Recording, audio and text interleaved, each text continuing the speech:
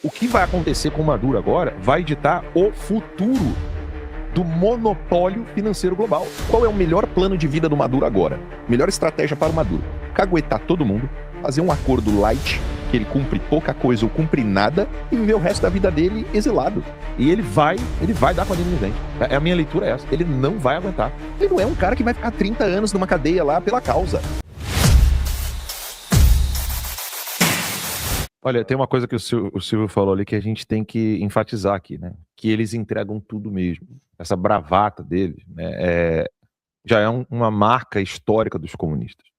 Eles entregam uns aos outros. A única biografia decente que, por exemplo, nós temos não é do Lamarca, do outro, que eu esqueci o nome agora, do... A esquerda gosta tanto, fez até filme dele. Marighella.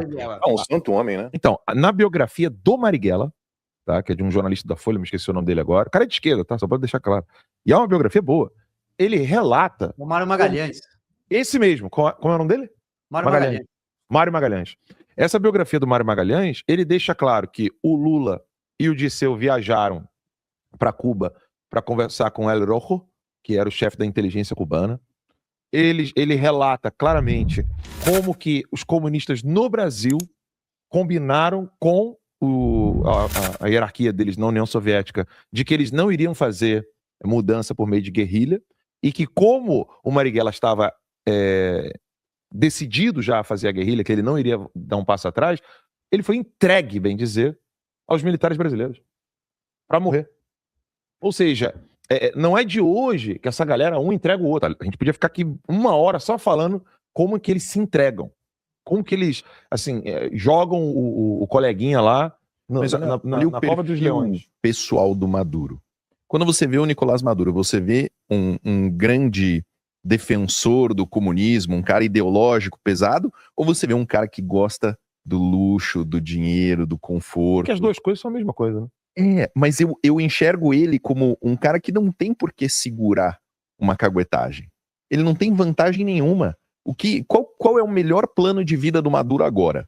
Melhor estratégia para o Maduro: caguetar todo mundo, fazer um acordo light, que ele cumpre pouca coisa ou cumpre nada, e viver o resto da vida dele exilado. Esse é o plano melhor para a vida dele. É evitar a cadeia. Ele tá na mesma cadeia que o Puff Daddy, né?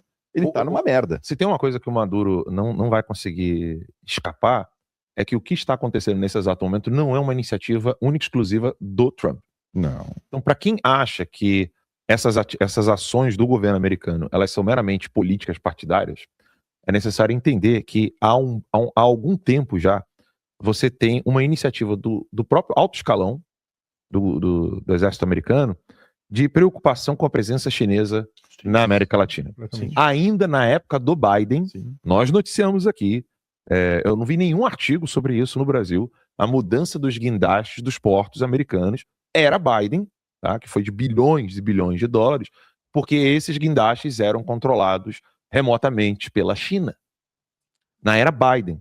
Noticiamos aqui também sobre o almirante, isso sim foi noticiado no Brasil, um almirante americano, que agora me foge o nome de memória, falando sobre a preocupação da presença chinesa na América Latina. Eu estou falando aqui do pós-Trump 2016, ou seja, era Biden, 2020 a 2024. Você tem inúmeras matérias jornalísticas internacionais, algumas foram parar no Brasil, né, falando da preocupação do alto escalão americano, do deep state americano mesmo, tá?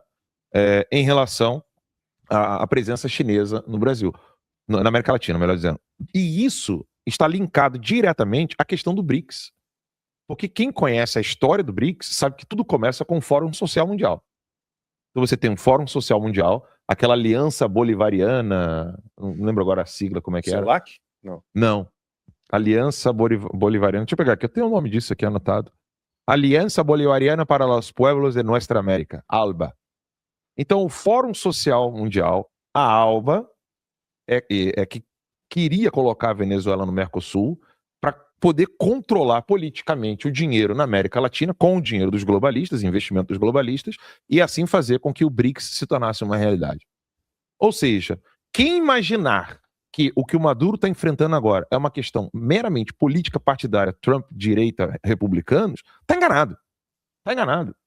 Tanto é que aquele senador que nós mencionamos ontem aqui, democrata da Virgínia, ele mesmo falou, por que tem gente aí reclamando? Isso era tudo que a gente queria. Ou seja, há uma ala dentro dos próprios democratas que já queria há muito tempo o fim do Maduro. Seja para não ficar mostrando logo a bunda na janela, né? Ou seja, a Venezuela, é bom lembrar, ela foi o último país a entrar no Foro de São Paulo. Eu gosto de... Os meus exemplos são bem de molecão, tá, Silvio? Então peço desculpas aí. O Silvio e o Lacombe são jornalistas seniors, né? Eu trago os exemplos de morro agudo. Negócio de bunda na janela, à noite eu conto uma piada sobre isso. Tá bom. Agora Mas, não fica bem, não. Mas a maneira como eu vejo a Venezuela entrando no Foro de São Paulo e a preocupação dele de colocar a Venezuela logo de cara é o Stifler do American Pie, tá ligado? Certo. É aquele maluco que chega na festa Loucão. pelado, loucão, tá ligado? Loucão. Tipo, todo mundo tem a mesma intenção. Certo. Todo mundo perder a virgindade no... Mas o cara já chega Mas ele já chega pelado na festa. arrebentando. Entende? Entendi. Os comunistas têm essa preocupação. Eles não têm problema nenhum que todo mundo tenha a mesma intenção e com uma intensidade distinta. Certo. Só que eles não querem expor demais o taradão. retardado. Isso, o retardado. O taradão, o retardado. Então, o que os democratas americanos podem ter analisado é Maduro cagueta demais que a gente dá dinheiro para essa galera. E aí você faz o controle do gás ali, pro fogo não ficar tão alto. E nesse exato momento, o futuro do Maduro não está na mão do Trump. Ele está na mão do governo americano, seja ele da esquerda, do Deep State americano, seja ele do alto escalão das Forças Armadas, por causa de uma preocupação com a China. Então, o BRICS, ele não é um problema para o Partido Republicano, para a direita americana. Ele é um problema para os Estados Unidos enquanto nação, enquanto país, enquanto Estado. O que vai acontecer com o Maduro agora vai ditar o futuro do monopólio financeiro global. Ponto final. Os globalistas já entenderam que eles não têm mais como continuar ali ajudando a criar o BRICS. A gente falou o nome daquele cara lá que ajudou a criar o BRICS, eu esqueci o nome dele agora. Lembra que a gente postou o nome dele? Eu e Max, nós comentamos. Ou seja, é só vocês botarem assim no Twitter, Fórum Social Mundial, Alan dos Santos, vai aparecer lá a foto do cara.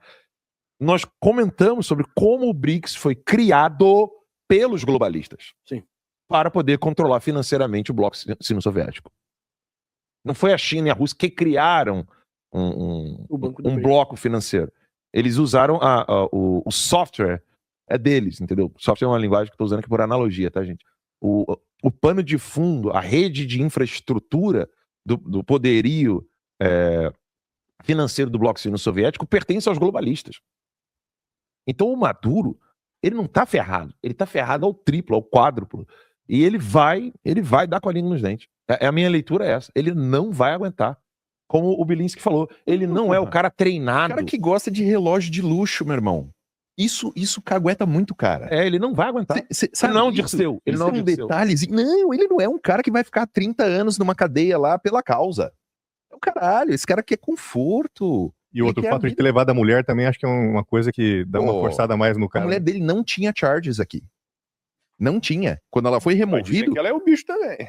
Mas não tinha nada contra ela oficialmente até retirarem ela. Agora tem. Mas no momento não tinha. Então, assim, eu acho que a mulher dele tá incluída no acordo de exílio. Tipo, se ele vai receber um benefício de exílio, né, de acordinho ali, ficar tudo suave, aí ele leva a mulher dele também, porque senão a mulher dele fica lá, meu irmão, vou matar ela. Eu acho que tem um conjunto ali. Assim, o que o Alan tá colocando é um nível alto de organização América Latina, esquerda, Brasil, Rússia. Mas o Maduro, ele tem um papel muito grande no submundo do crime organizado da América Latina pela capacidade de produção do narcotráfico venezuelano. Então, o que os Estados Unidos colocam o tempo todo é Maduro é o líder do cartel dos sóis. Esse cartel tem um monopólio da produção do narcotráfico da Venezuela. Aí você coloca ali, qual a relação com o Brasil nesse contexto? A gente já falou um pouco sobre isso. O Brasil não produz entorpecente. O Brasil não produz maconha, não produz cocaína. Aqui não tem nem as condições climáticas ideais para a produção da cocaína. Ah, mas tem maconha na Bahia, tem não sei o que. Eu sei, mas é ínfimo, né? Comparado com a escala industrial, né? Não, comparado com a gente for olhar, a produção da América Latina, o que o Brasil produz é merreca, né? Então, o financiamento que o narcotráfico proporciona, e aí o motivo da minha ação judicial, né, do PT, contra mim. Existe, então, um monopólio da produção do narcotráfico dentro da Venezuela. O Maduro é o líder desse cartel de produção de cocaína. A cocaína produzida na Venezuela ela é exportada pelo Brasil para a Europa e para os outros países do mundo, utilizando a nossa excelente infraestrutura de estradas. O Brasil não tem uma excelente infraestrutura ferroviária. A gente tem estradas muito boas que desaguam em portos. Então, esse volume de droga é escoado pelos portos brasileiros para a Europa, para os Estados Unidos, e existe uma relação entre PCC, Comando Vermelho, que são as principais organizações criminosas brasileiras aqui, com a produção e escoamento da droga. Um ponto relevante é o custo da droga relacionado à distância do produtor. Quanto mais perto você está do produtor da droga, mais barato o custo. Então, a cocaína mais barata do mundo é Venezuela, Colômbia. Quanto mais longe desse raio, né, desse início, desse epicentro, mais cara vai ser a cocaína. Então, o objetivo dos caras não é mandar a cocaína para consumo no Brasil porque é barato.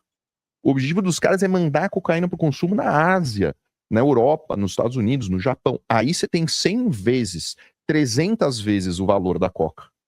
Esse dinheiro produzido, ele não fica na Venezuela, ele fica no Brasil, ele fica na Europa.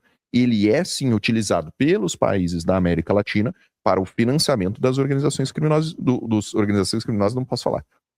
Ele é... Aí vai ficar mais caro, obviamente. A gente só chama de Lindbergh, né? Obviamente vai ficar mais caro. Por que a cocaína vai ficar mais cara? Porque os Estados Unidos vai prejudicar a capacidade de produção. Vai diminuir a produção de cocaína na Venezuela. Diminuiu a produção, vai aumentar o custo, porra. Aumentou o custo, aumentou o preço. Então vai ficar mais cara a droga. Quando eu falei da relação de que o Maduro pode, sim, o que o Maduro pode caguetar? Ele pode caguetar a estrutura de financiamento político. Campanha política é caro pra caralho. Muito caro. Principalmente da forma como a esquerda faz. A esquerda não faz campanha política como eu fiz, com 200 mil reais. Eu sou o deputado federal eleito com o menor custo por voto do estado de São Paulo. Por quê? Porque eu gastei 30 mil com advogado, 20 mil com contador, dei 50 mil para os estaduais fazerem campanha, 50 mil com gasolina. Só. Isso foi a minha campanha. Papel. Santinho. Agora, a esquerda precisa comprar voto. Um voto custa de 100 a 200 reais.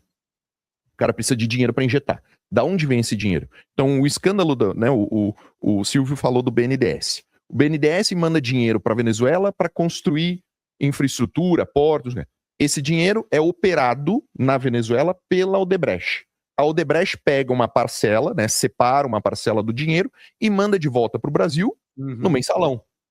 Então, a lógica de financiamento é essa. Do dinheiro público, eles roubam uma parcela, né? E do dinheiro ilegal, do dinheiro do tráfico, eles injetam.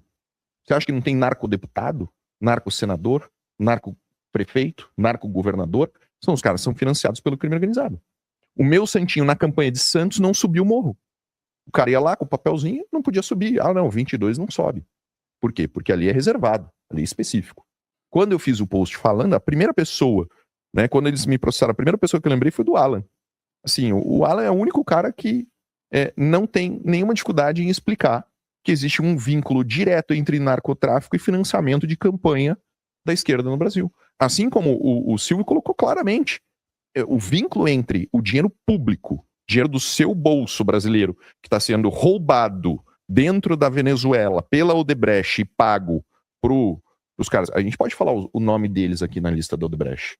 Montanha. Quem mais?